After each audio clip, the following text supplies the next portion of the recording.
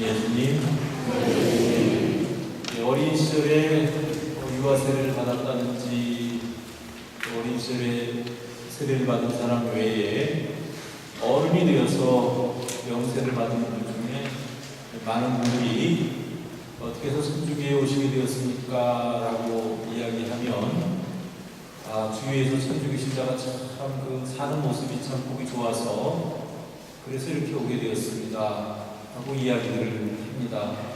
즉 다시 말하면 어떤 교리나 또는 어떤 천주교의 어떤 그런 체제나 이런 것들이 좋아서 오는 것이 아니고 이웃의 착한 행실을 보면서 그 행실에 감동을 받아서 나도 천주교에 가면 저렇게 저 사람처럼 살 수 있을까 그런 마음을 가지고 오게 되는 것입니다. 물론 다 그런 것은 아니지만 정말로 중요한 것은 천주교 신자는 천주교 신자로서 자신의 본분을 지키고 특별히 주위에 있는 어려운 사람들을 잘 돌보고 착한 행실을 보일 때 그 모습이 믿지 않는 많은 사람들에게 영향을 주고 감동을 준다는 사실을 기억해야 할 것입니다. 오늘 복음에서 예수님께서는 너희는 세상의 소금이다 또는 너희는 세상의 빛이다 라고 말씀하십니다. 소금이 된다는 것, 빛이 된다는 것, 그것은 매우 중요한 것 같습니다. 우선 소금은 일단 맛을 내는데 없어서는 안 되는 아주 중요한 것이죠. 그래서 소금이 들어가지 않으면 너무 싱거워서 아마 음식 맛이 제대로 나지 않을 것입니다. 또 대부분 음식 잘한다는 음식점에 가보면 약간은 싱거운 맛이 아니라 약간 좀 짭짤한 그런 맛을 내는 그런 음식점이 더 사람들에게 인기가 있는 것 같습니다. 그런 의미에서 소금은 맛을 내는 데 있어서 아주 중요한 역할을 하게 되는 것입니다. 또 뿐만 아니라 소금은 부패를 방지합니다. 그래서 생선에 소금을 이렇게 뿌려놓으면 생선이 썩지 않고 부패되지 않습니다.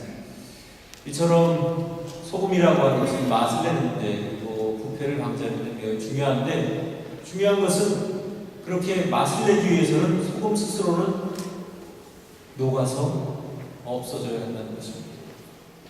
또 세상에 빛이 되라고 했을 때 오늘날에는 전등빛도 있고 여러 가지 다양한 빛을 볼 수 있지만 성경에서 말하는 너의 빛이 되라 할 때에 적합한 빛은 무엇보다도 촛불인 것 같습니다. 촛불은 자신의 몸을 태우면서 녹아내려야지만 빛을 줄 수가 있는 것입니다.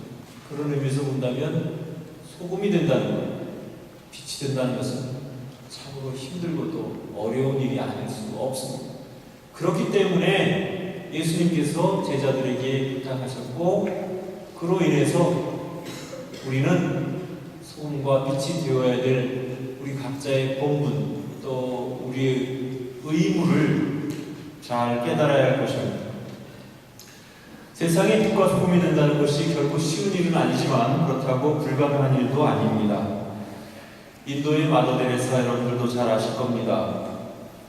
그리고 또 요즘 한국에서 작년에 굉장히 인기를 끌었던 울지마 톤즈라는 영화가 있었는데 그 영화의 주인공으로 등장하는 이태석 신부님, 바로 이런 분들은 세상의 빛과 소금이 되신 분들이라고 볼 수 있겠습니다. 우선 마더 데레사는 인도의 캘커타에 있는 빈민굴에서 극빈자들과 행여자들을 돌보시며 일생을 마치신 분입니다. 그분은 오직 가난하고 버림받은 사람들과 함께 하셨으며 그들의 벗이 되어주셨습니다.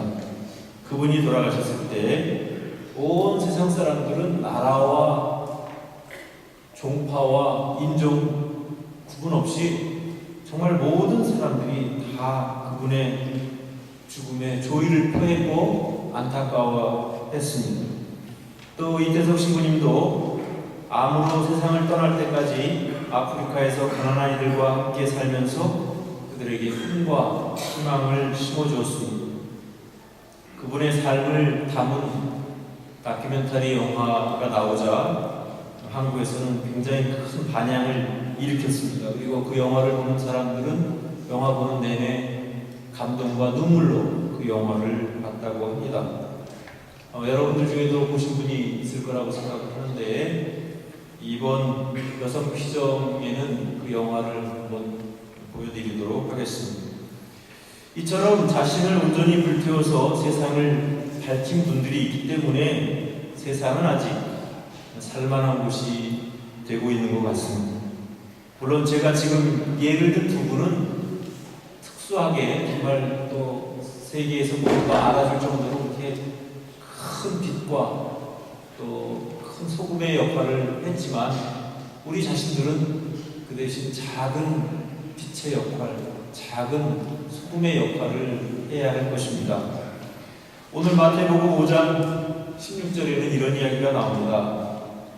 이와 같이 너희의 빛이 사람들 앞을 비추어 그들이 너희의 착한 행실을 보고 하늘에 계신 너희 아버지를 찬양하게 하여라. 우리의 다른 것을 보는 것이 아닙니다. 우리의 선한 마음, 착한 행실 이런 것들을 보면서 신자가 아닌 분들은 굉장히 큰 감동을 받게 되는 것입니다. 실제로 저는 그런 선행을 보면서 성당을 찾았노라고 고백하는 많은 분들을 만날 수가 있었습니다.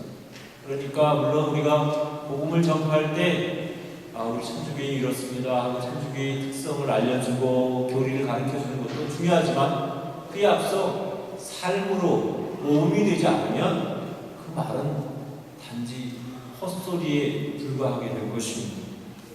오늘 첫 번째로 읽은 독서 이사야서 58장에도 이런 이야기가 나옵니다. 내 양식을 굶주리니와 함께 나누고 가련하게 떠도는 이들을 내 집에 맞아들이는 것, 헐벗은 사람을 보면 덮어주고 내 혈육을 피하여 숨지 않는 것, 내가 내 가운데 멍에와 삿대질과 나쁜 말을 치워버린다면 너의 빛이 새벽빛처럼 떠오르리라 이야기하고 있습니다. 물론 우리가 가련한 사람 보면 또 굶주린 사람 보면 당연히 도와주는 것이 인지상정이겠지요. 그러나 오늘날에는 각자가 자기 살아가는 게 바쁘다 보니까 미처 그런 사람들에게조차 관심과 사랑을 쏟지 못하는, 그래서 결국 무관심하고 무심하게 지나게 되는 경우들이 너무나 많은 것입니다. 그래서 특별히 우리는 기회가 닿는다면 언제든지 주위에 어려운 사람들을 굳이 멀리서 찾지 않아도 조금만 더 관심을 가지고 주위를 둘러보면 얼마든지 힘들고 어려운 사람들이 많습니다. 그 사람들에 대한 관심과 사랑을 또 봉사를 우리가 게을리해서는 안 될 것입니다. 특별히 내 가운데 멍에와 삿대질과 나쁜 말을 치워버린다면 이라는 그런 구절이 있습니다. 때때로 우리는 그 탓을 나에게 돌리기보다는 남에게서 그 탓을 찾으려고 하는 경향들이 있습니다. 그렇지만 우선 자기 자신에게서부터 먼저 그것을 찾아내야 하는 것이 옳은 일이라고 생각을 합니다. 그리고 무엇보다도 남을 해치는 말, 또 나쁜 말을 우리가 하지 않는다면 그것만으로도 이웃과 더불어 평화롭게 살아갈 수 있는 하나의 조건이 될 것입니다. 이어서 굶주린 이에게 내 양식을 내어주고 고생하는 이의 넋을 흡족하게 해준다면 내 빛이 어둠 속에서 솟아오르고 암흑이 너에게는 배나처럼 되리라. 아무리 어두워도 아무리 칠흑 같은 어둠이 깔려있다 하더라도 그 빛은 그 어둠을 이겨낼 수 있는 것입니다. 비록 나의 작은 선행 아무도 알아주지 않는다 하더라도 그 빛은 어둠이 덮인 이 세상에서 누군가에게 희망이 되고 누군가에게 용기가 될 수 있을 거라고 생각합니다. 그리고 그런 의미에서 결국 우리는 말이 아닌 사랑과 희생과 봉사를 통해서 세상의 빛과 소금이 될 수 있다는 것도 자연적으로 깨달을 수 있을 것입니다. 바울 사도는 이렇게 고백합니다. 예수 그리스도 곧 십자가에 못 박히신 분 외에는 아무것도 생각하지 않고 결심하였습니다 라고 말하고 있습니다. 사실 그리스도인이라고 하는 우리 자신은 십자가에 못 박혀 돌아가신 예수님의 삶을 존경하고 그분의 뒤를 따라서 그분의 길을 함께 걸어가려고 하는 사람들입니다. 때문에 자신에게 주어지는 십자가를 지려고 하지 않거나 십자가를 외면하려고 한다면 그것은 참다운 신앙이라고 할 수 없을 것입니다. 우리도 나름대로 살아가면서 자신이 뜻하든 뜻하지 않던 또 전혀 생각지도 않은 때에 전혀 생각지도 않은 방법으로 십자가가 다가올 수 있습니다. 그 십자가를 외면하기보다는 그 십자가를 기꺼이 지고 구원의 길로 나아갈 수 있는 우리 자신들이 되었으면 합니다. 그것이 그리스도교 신자들의 의무요 또 우리가 나아가야 될 우리가 실천해야 될 바가 아닌가 하는 생각을 봅니다. 오늘 세상에 소금과 빛이 되라고 말씀해 주시는 예수님의 말씀을 마음속 깊이 간직하면서 과연 나는 가정 안에서 정말 소중한 사람인가? 빛이 되는 사람인가? 내 이웃 안에서 빛이 되고 또 남에게 희망을 주는 사람인가? 또 직장 안에서 내가 다른 사람들에게 적어도 양보하고 그들을 사랑할 수 있는 사람인가 하는 점들을 돌아보면서 그동안 소금과 빛의 역할을 제대로 하지 못했다면 지금이라도 다시 한번 도전해보는 우리 자신들이 되었으면 좋겠습니다.